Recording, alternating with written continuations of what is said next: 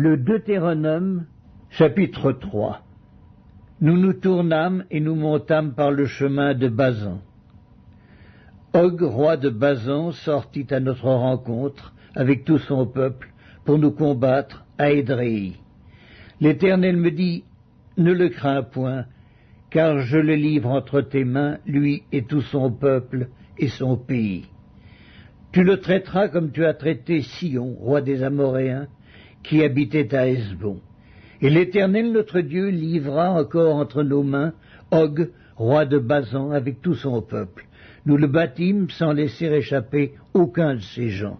Nous prîmes alors toutes ces villes, et il n'y en eut pas une qui ne tombât en notre pouvoir. 60 villes, toute la contrée d'Argob, le royaume d'Og en Basan. Toutes ces villes étaient fortifiées avec de hautes murailles, des portes et des barres.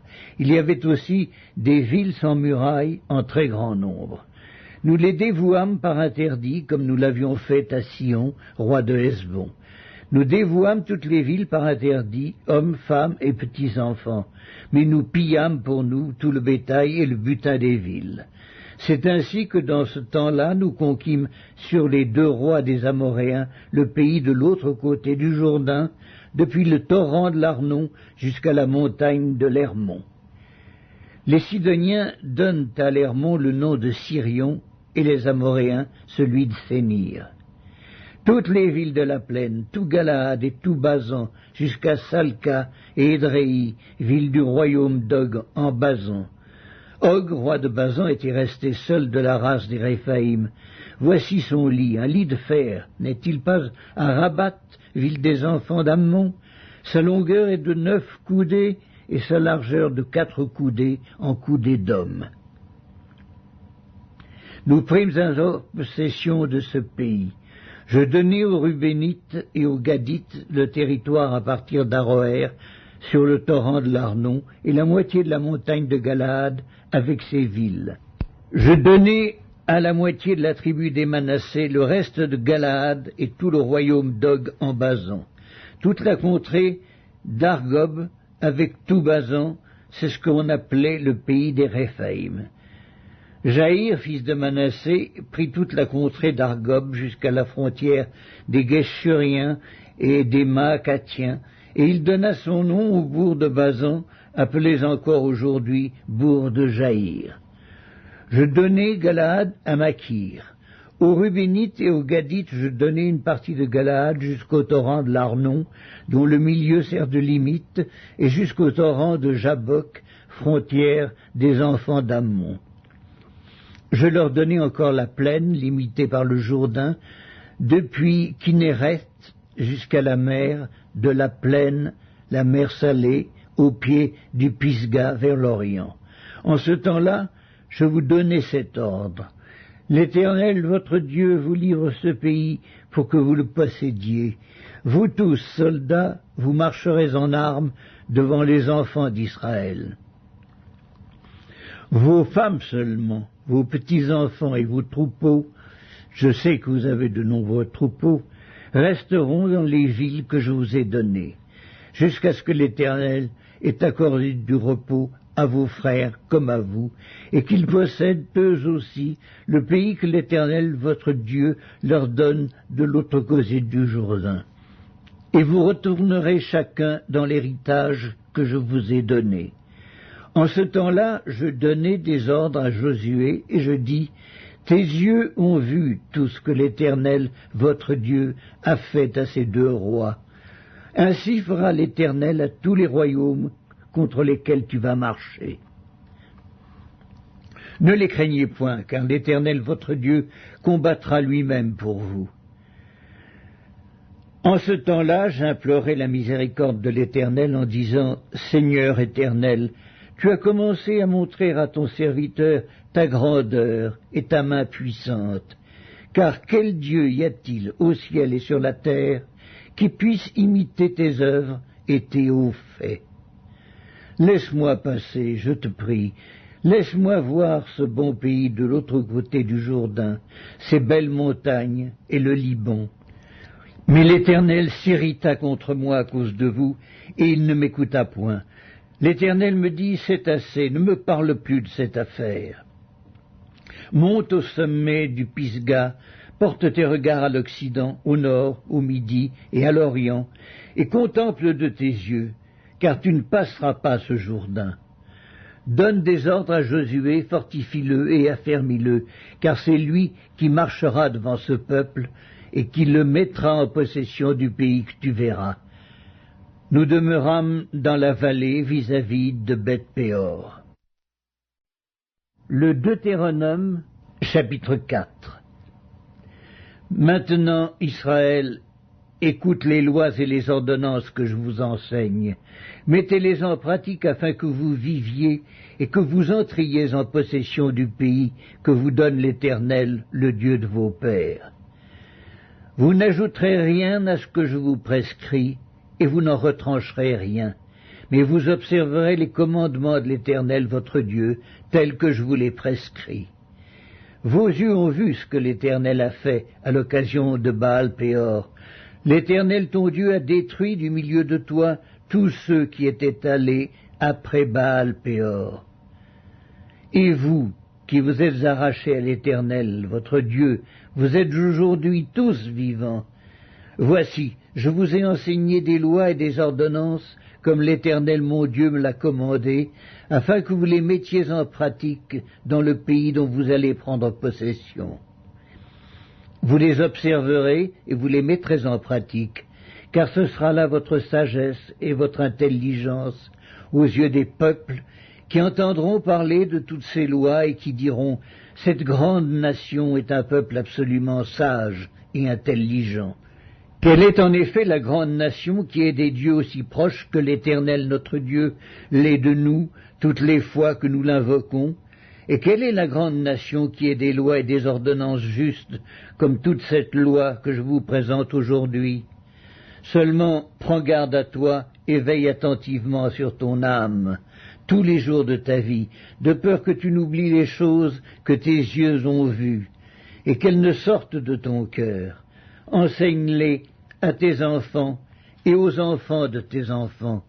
Souviens-toi du jour où tu te présentas devant l'Éternel, ton Dieu, à Horeb, lorsque l'Éternel me dit « Assemble auprès de moi le peuple.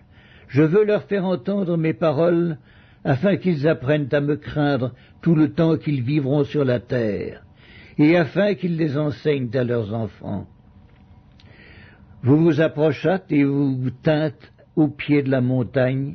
La montagne était embrasée, et les flammes s'élevaient jusqu'au milieu du ciel. Il y avait des ténèbres, des nuées, de l'obscurité. Et l'Éternel vous parla du milieu du feu. Vous entendîtes le son de ses paroles, mais vous ne vîtes point de figure, vous n'entendîtes qu'une voix. Il publia son alliance qu'il vous ordonna d'observer, les 10 commandements, et il les écrivit sur 2 tables de pierre. En ce temps-là, l'Éternel me commanda de vous enseigner des lois et des ordonnances, afin que vous les mettiez en pratique dans le pays dont vous allez prendre possession. Puisque vous n'avez vu aucune figure le jour où l'Éternel vous parla du milieu du feu, à Horeb, veillez attentivement sur vos âmes, de peur que vous ne vous corrompiez et que vous ne vous fassiez une image taillée, une représentation de quelque idole, la figure d'un homme ou d'une femme, la figure d'un animal qui soit sur la terre, la figure d'un oiseau qui vole dans les cieux, la figure d'une bête qui rampe sur le sol, la figure d'un poisson qui vive dans les eaux, au-dessous de la terre. Veille sur ton âme, de peur que, levant tes yeux vers le ciel et voyant le soleil, la lune et les étoiles, toute l'armée des cieux, tu ne sois entraîné à te prosterner en leur présence et à leur rendre un culte. Ce sont des choses que l'Éternel ton Dieu a données en partage à tous les peuples sous le ciel tout entier. Mais vous, l'Éternel vous a pris et vous a fait sortir de la fournaise de fer de l'Égypte, afin que vous fussiez un peuple qui lui appartint en propre, comme vous l'êtes aujourd'hui.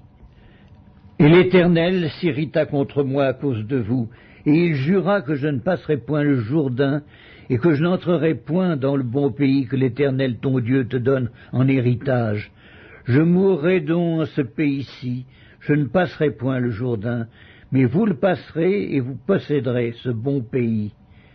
Veillez sur vous, afin de ne point mettre en oubli l'alliance que l'Éternel votre Dieu a traitée avec vous, et de ne point vous faire d'image taillée, de représentation quelconque que l'Éternel ton Dieu t'ait défendu.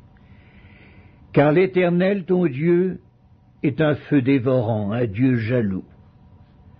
Lorsque tu auras des enfants, et des enfants de tes enfants, et que vous serez depuis longtemps dans le pays, si vous vous corrompez, si vous faites des images taillées, des représentations de quoi que ce soit, si vous faites ce qui est mal aux yeux de l'Éternel, votre Dieu, pour l'irriter, j'en prends aujourd'hui à témoin contre vous le ciel et la terre.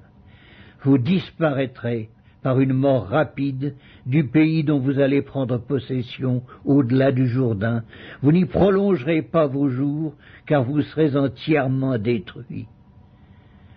L'Éternel vous dispersera parmi les peuples, et vous ne resterez qu'un petit nombre au milieu des nations, où l'Éternel vous emmènera.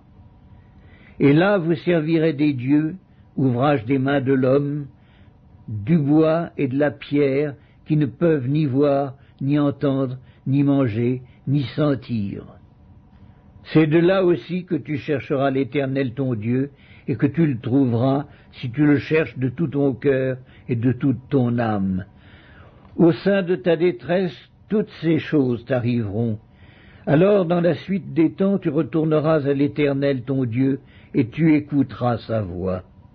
Car l'Éternel ton Dieu est un Dieu de miséricorde, qui ne t'abandonnera point, et ne te détruira point. Il n'oubliera pas l'alliance de tes pères, qu'il leur a jurée. Interroge les temps anciens qui t'ont précédé depuis le jour où Dieu créa l'homme sur la terre et d'une extrémité du ciel à l'autre. Y eut-il jamais si grand événement, et a-t-on jamais ouï chose semblable? Fut-il jamais un peuple qui entendit la voix de Dieu parlant du milieu du feu, comme tu l'as entendu, et qui soit demeuré vivant? Fut-il jamais un Dieu qui essaya de venir prendre à lui une nation du milieu d'une nation, par des épreuves, des signes, des miracles et des combats, à main forte et à bras étendus, et avec des prodiges de terreur, comme l'a fait pour vous l'Éternel votre Dieu, en Égypte et sous vos yeux? Tu as été rendu témoin de ces choses, afin que tu reconnusses que l'Éternel est Dieu, qu'il n'y en a point d'autre. Du ciel, il t'a fait entendre sa voix pour t'instruire, et sur la terre il t'a fait voir son grand feu, et tu as entendu ses paroles du milieu du feu. Il a aimé tes pères, et il a choisi leur postérité après eux. Il t'a fait lui-même sortir d'Égypte par sa grande puissance. Il a chassé devant toi des nations supérieures en nombre et en force, pour te faire entrer dans leur pays, pour t'en donner la possession, comme tu le vois aujourd'hui. Sache donc en ce jour et retiens dans ton cœur que l'Éternel est Dieu, en haut dans le ciel et en bas sur la terre, et qu'il n'y en a point d'autre.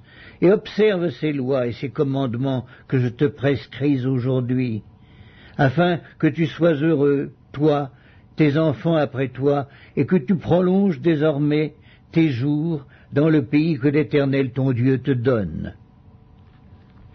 Alors Moïse choisit 3 villes de l'autre côté du Jourdain, à l'Orient, afin qu'elles servissent de refuge aux meurtriers qui auraient involontairement tué son prochain, sans avoir été auparavant son ennemi, et afin qu'il pût sauver sa vie en s'enfuyant dans l'une de ces villes. C'était Beth-ser dans le désert, dans la plaine chez les Rubénites, Ramoth en Galaad chez les Gadites, et Golan en Basan chez les Manassites. C'est ici la loi que présenta Moïse aux enfants d'Israël. Voici les préceptes, les lois et les ordonnances que Moïse prescrivit aux enfants d'Israël après leur sortie d'Égypte. C'était de l'autre côté du Jourdain, dans la vallée, vis-à-vis de Beth-péor, au pays de Sion, roi des Amoréens, qui habitait à Hesbon, et qui fut battu par Moïse et les enfants d'Israël après leur sortie d'Égypte.